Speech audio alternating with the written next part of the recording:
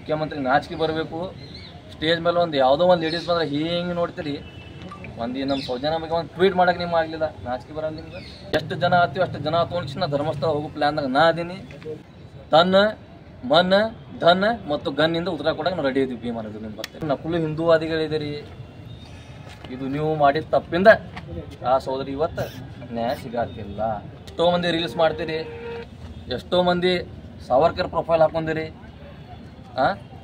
ಯೋಗಿನ profile ಹಾಕೋತೀರಿ, ಮೋದಿದು ಹಾಕೋತೀರಿ, ಬಸವನಗೌಡನ profile ಹಾಕ್ತೀರಿ. ನಿಮ್ಗೆ ನಾಚಿಕೆ ಬರೋಂಗಿಲ್ಲ? ಬೇಟಿ ಬಚಾವ್ ಬೇಟಿ ಪಡಾವ್. ಎಲ್ಲಿ ಬೇಟಿಗಳು ರಕ್ಷಿತದಾವ್ ಹೇಳಿ ನಮಗೆ.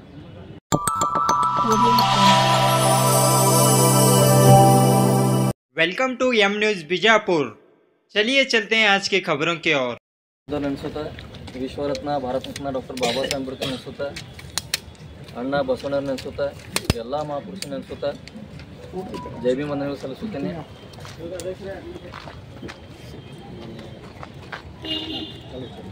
ವಿಷಯ ಏನೈತಪ್ಪ ಅಂದ್ರೆ ಎಲ್ಲರಿಗೆ ಆಲ್ರೆಡಿ ಗೊತ್ತೈತಿ. ಇಲ್ಲಿ ಎಲ್ಲರೂ ಮಾತಾಡೋ ಬಿಟ್ಟಿದ್ದಾರೆ, ಆದರೂ ಕೆಲವೊಂದು ವಿಷಯನ ಹೇಳಬೇಕಾಗ್ತದೆ. ಏನು 2012ರಲ್ಲಿ ನಮ್ಮ ಸಹೋದರಿ ಸೌಜನ್ಯ ಮೇಲೆ ಏನು ಅತ್ಯಾಚಾರ ಆಗಿತ್ತು, ಮರ್ಡರ್ ಆಗಿತ್ತು, ಯಾವಾಗಿತ್ತು? ಅಕ್ಟೋಬರ್ 2012ರಲ್ಲಿ. ಇವತ್ತಿಗೆ ಎಷ್ಟು ವರ್ಷ ಆಯಿತು? 13. ಇವತ್ತಿನವರೆಗೂ ನ್ಯಾಯ ಸಿಕ್ಕಿಲ್ಲ. ರೀಸನ್ ಏನದಕ್ಕೆ ಹೇಳ್ರಿ, ನೇರವಾಗಿ ಹೇಳಬೇಕು. ಹಿಂದೂ ಸಂಘಟನೆಗಳು, ಯಾರು ಹಿಂದುತ್ವ ಧರ್ಮದ ಮೇಲೆ ಸಂಘಟನೆ ಮಾಡತ್ತೀರಿ,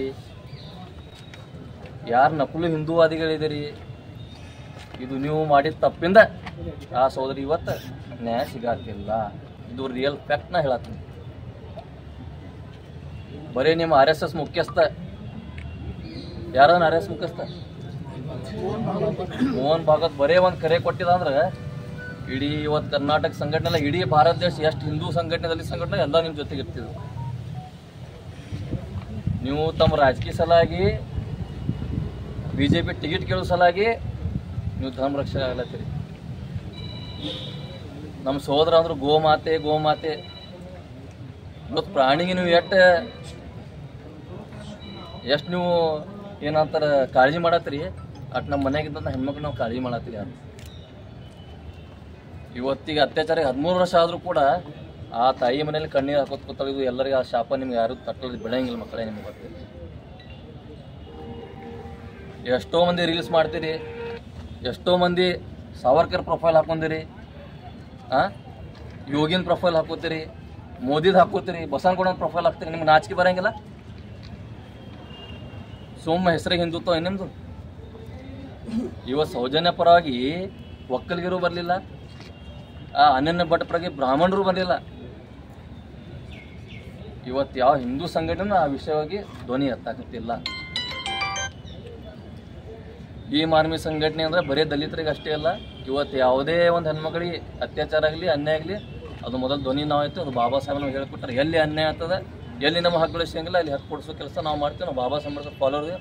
ಈ ದೇಶ ಬಾಬಾ ಸಾಹೇಬ್ ಕೊಟ್ಟ ಸಂವಿಧಾನ ನಡೀತದೆ. ಯಾವ RSS ದಿಂದ ನಡೆಯಂಗಿಲ್ಲ, ಯಾವ ಕಾಂಗ್ರೆಸ್ದಿಂದ ನಡೆಯಂಗಿಲ್ಲ, ಯಾವ BJPದಿಂದ ನಡೆಯಂಗಿಲ್ಲ. ಇಲ್ಲಿದ್ದಂಥ ಮುಖ್ಯಮಂತ್ರಿ ನಾಚಿಕೆ ಬರಬೇಕು. ಸ್ಟೇಜ್ ಮೇಲೆ ಒಂದು ಯಾವುದೋ ಒಂದು ಲೇಡೀಸ್ ಬಂದ್ರೆ ಹಿಂಗೆ ನೋಡ್ತೀರಿ. ಒಂದು ನಮ್ಮ ಸೌಜನ್ಯ ಬಗ್ಗೆ ಒಂದು ಟ್ವೀಟ್ ಮಾಡೋಕೆ ನಿಮ್ಗೆ ಆಗಲಿಲ್ಲ, ನಾಚಿಕೆ ಬರಲ್ಲ ನಿಮ್ಗೆ? ಮಾನ್ಯ ಪ್ರಧಾನಮಂತ್ರಿ ನರೇಂದ್ರ ಮೋದಿ ಅವರು 2014ರಲ್ಲಿ ಫಸ್ಟ್ ಟೈಮ್ ಪ್ರಧಾನಮಂತ್ರಿ ಆಗ್ಯಾರಿಲ್ಲ. ಇದು 3ನೇ ಸಲ ಪೀರಿಯಡ್ ಅವ್ರದ್ದು. ಲಾಸ್ಟ್ ಟೈಮ್ ಆಗಸ್ಟ್ 15ಕ್ಕೆ ಒಂದು ಸ್ಟೇಟ್ಮೆಂಟ್ ಕೊಡ್ತಾರೆ ಅವರು, ನಾವು ಮಹಿಳೆಯರ ರಕ್ಷಕರು ಅಂತ ಕೊಡ್ತಾರೆ. ಇನ್ನೊಂದು ಏನು ಕೊಡ್ತಾರಪ್ಪ ಒಂದು ಸ್ಲೋಗನ್ ಐತೆ ಅವ್ರದ್ದು, ಬೇಟಿ ಬಚಾವ್ ಬೇಟಿ ಪಡಾವ್. ಎಲ್ಲಿ ಬೇಟಿಗಳು ರಕ್ಷಿತದಾವ್ ಹೇಳಿ ನಮಗೆ. ಇವತ್ತು ಎಲ್ಲ ತಂದೆ ತಾಯಿ ಭಯ ಪಡ್ಕೊಳತ್ತಾರೆ ಹುಡುಗರಿಗೆ ಸ್ಕೂಲಿಗೆ ಕಳಿಸ್ಬೇಕು, ಕಾಲೇಜ್ ಕಳಿಸ್ಬೇಕಂದ್ರೆ.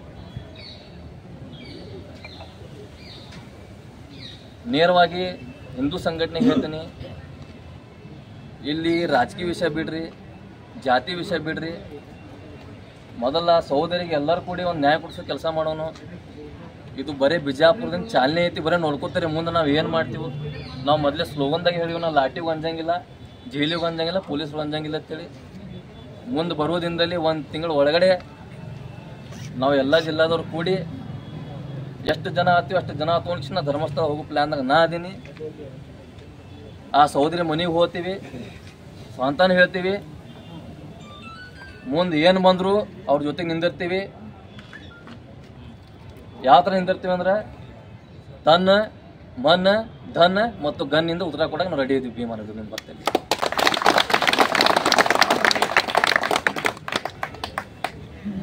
ಎಷ್ಟೋ ಬಾಡಿಗಳು ಹೂತು ಹಾಕೋದ್ರಿ, ಎಷ್ಟೋ ಪ್ರೆಷರ್ ಬಂದ ಮೇಲೆ ಈ ಸರ್ಕಾರ ಒಂದು SIT ರಚನೆ ಮಾಡ್ತದೆ. ಆ SIT ರಚನೆ ಮಾಡಿದ ನಾವು ಟೀಮ್ಗೂ ನಾವು ಒಂದು ಭೀಮ್ ಆರ್ಮಿ ಸಂಘಟನೆ ಒಂದು ಬೇಡಿಕೆ ಇಡ್ತೀವಿ. ನೀವು ಯಾವುದೇ ಒಂದು ಸರ್ಕಾರ ಆಗಲಿ, ಕರ್ನಾಟಕ ಸರ್ಕಾರ ಆಗಲಿ ಅಥವಾ ಕೇಂದ್ರ ಸರ್ಕಾರ ಆಗಲಿ ಅಥವಾ RSS ಮುಖಂಡಾಗಲಿ ಅಥವಾ ಹಿಂದೂ ಸಂಘಟನೆ ಮುಖ್ಯಸ್ಥರಾಗಲಿ, ಇವ್ರು ಯಾರೇ ಪ್ರೆಷರಿಂದ ಅಥವಾ ಇವ್ರು ಯಾರೇ ಧಮಕಿಗಳಿಂದ ನೀವು ಸಾಕ್ಷಿಯನ್ನು ನಾಶ ಮಾಡಕ್ಕೆ ಹೋಗ್ಬೇಡ್ರಿ. ನೀವು ಬಿಟ್ಟರು ನಾವು ಸಂಘಟನೆ ಅಷ್ಟು ಈಸಿ ಇದು. ಈ ವಿಷಯ ನಾವು ಬಿಡಂಗಿಲ್ಲ. ಕೇಂದ್ರ ಸರ್ಕಾರದಲ್ಲಿ ಈ ಅತ್ಯಾಚಾರ ಬಗ್ಗೆ ಒಂದು ಯಾವ್ದಾರು ಕಾನೂನು ಪಾಸ್ ಮಾಡಿದ್ರೆ, ಜೀವ ಬೆದರಿಕೆ ಕಾನೂನು ಪಾಸ್ ಮಾಡಿದ್ರೆ, ಜೀವ ಶಿಕ್ಷೆ ಪಾಸ್ ಮಾಡಿದ್ರೆ ಇವತ್ತು ಎಷ್ಟೋ ಹೆಣ್ಮಕ್ಳು ಸೇಫ್ ಇರ್ತಾರೆ ಮನೆ. ಮುಂದಿನ ಸಲ ಯಾರೂ ಮಾಡಂಗಿಲ್ಲ.